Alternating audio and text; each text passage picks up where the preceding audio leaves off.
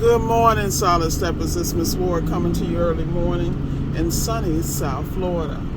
I am currently headed to my 5 a.m. workout, and I'm sitting here thinking about and reflecting, of course, over my day and my weekend. Had an opportunity to really make some movement in reference to returns and just things of that nature. And I was sitting here having this conversation with myself about business. And the reason I was having the conversation is because I had to go back and reflect due to recent events on how I structure my businesses and how I got to this point. And I have plenty room to grow. Trust me. So right now we're dealing with some expansion opportunities with warranty companies, which of course is a brilliant move, if I must say myself. Because Mike Sneed told us a long time ago that you need to move where the work is, where the paper is, where they need the help and things of that nature. I don't know what's going on with these lights. This is weird. So, I'm just one of those people. I'm all about building infrastructure because you cannot grow, you can't scale, and you can't really run a business if you don't have infrastructure in place. So let's have a quick conversation about infrastructure. Depending on the type of business that you want to run, whether your appliance-based business is COD or warranty-based, what I think most people have to understand is that if you're a warranty-based, there's nothing wrong with that. But that means you need to be over-engaged in those conversations and relationship with warranty companies. Like prime example, you have to understand you're on your own. And if you're on your own, you need to have multiple streams of income. So the first place you actually start with that is with your warranty companies, if that's your business model. And then you need to excel at it. Let me share something with y'all. Some of the opportunities and doors that have been opened up for me I was prepared. There are warranty companies that I applied for maybe, and you don't hear me talk about warranty a lot because that's not the base of my business. I use warranty as a cushion and as a safety net. COD business is ebb and flow. And that's why on the CEO side, you have to always study the algorithm, study where your market is, and be there when the service is needed. So that's a different dynamic from SEO to developing relationships with specific clientele or focusing on certain brands that have saturated that market that are starting to fail at this point and staying on top of your training. Now, on the warranty side, it's a little bit different because with warranty, depending on the warranty company, you get exposed to different appliances depending on where you are. So I'm saying all this to say that if you're going to do warranty, you should sign up with no more than 20, 30, 40, 50 warranty companies. People are like, really? And the only reason you're signing up is because you never know when they're going to start flooding your market. Now, unless you know how to do deep dive research like someone myself and understand which warranty companies dominate in what areas, then that's how you move. You make sure you have a great relationship with that warranty company, and you don't sit here and fight about the price point of that warranty company or how you get in. Because the reality is that warranty companies are businesses too. We all know they're going to flood the guy who has the $70 to $65 service call. We know how that works and that rate.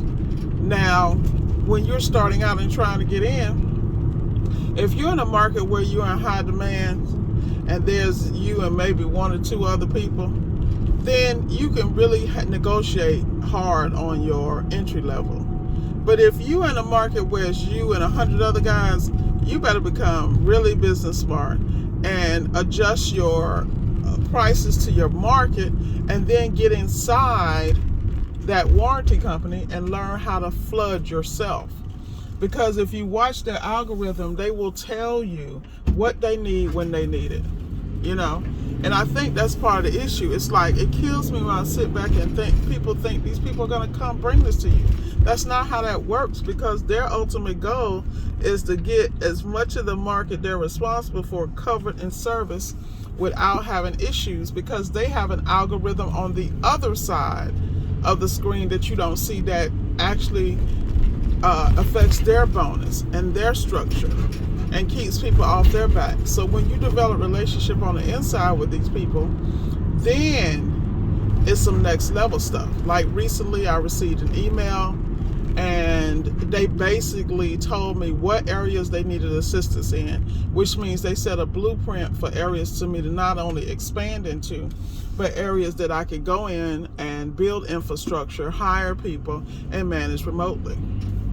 Now, I'm not telling anybody else to do that unless you have that background, because what you need to do is learn how to master where you are. And I think that's part of the problem. We need to learn how to master where we are and then add the layers. What I'm seeing a lot of people do is attempt to get all these things in place, and they don't have anything to feed these things.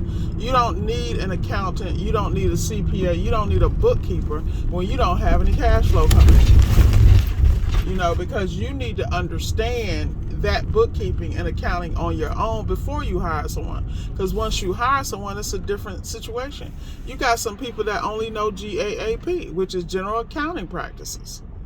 And then you got some people that are really staunch in the profit first model, where you take your profit first. And speaking of profit first, let's have a quick conversation about that. With profit first, you know, when you initially start with profit first, no matter where you are, you always take 1%, put it in the account, and don't touch it. And the reason you do that is because you have to train yourself on paying the business, paying the profit first. Because what most people do when they get into business, they see some money in the bank, they pay X, Y, and Z, they don't know what's coming out, they just see that amount in their brain, they think about all this, the stuff that was the first line. Like the first thing that's on my brain, oh, that's been bothering me, let me get this out of the way, let me get that out of the way, oh, that can wait, oh, I forgot I got to get this for this client.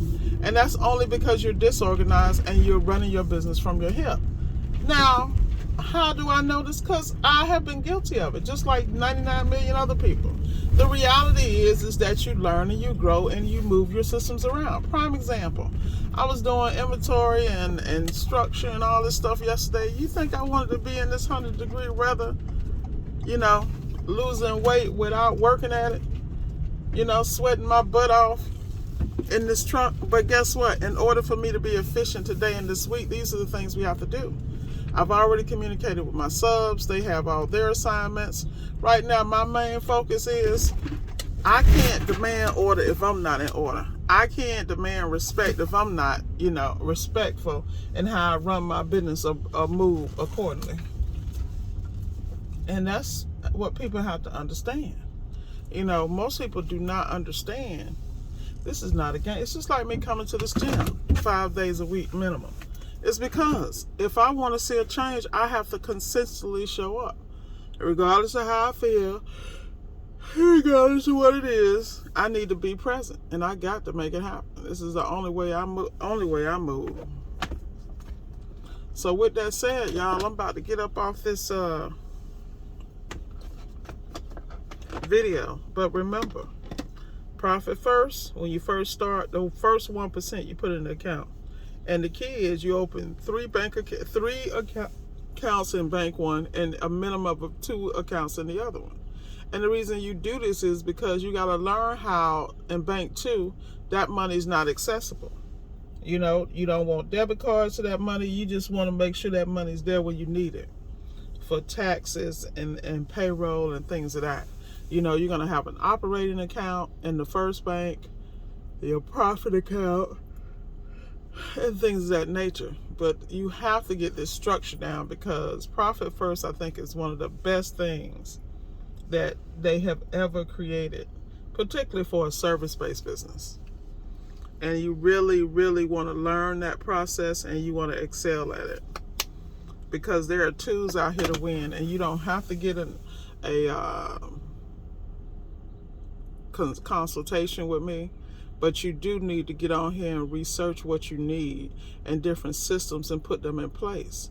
You know, because at the end of the day, people like me, our prices, today's price is not yesterday's price. And that's simply because every day we not only understand how valuable we are, we also understand how valuable our time is. And we're not going to waste time with anybody when you are not prepared.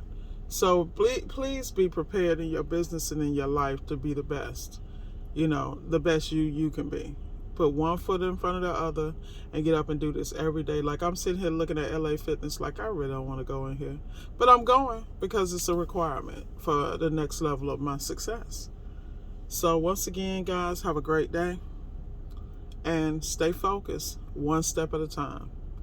Get signed up for these warranty companies. You know, I don't understand people being on the phone talking to people. I rarely talk to people on the phone. My stuff is always a paper trail through communication, via email, text, or whatever, or a thread. And the reason that is a lot of times you have to reflect back on that and make other decisions off what has been the blueprint that you've seen that's been laid before you in the past. But with that said, again, I'm going to say goodbye, and I'm going to get up here and get in this LA Fitness and get it in, because time waits for no man. Clock is ticking, people. Have a great day.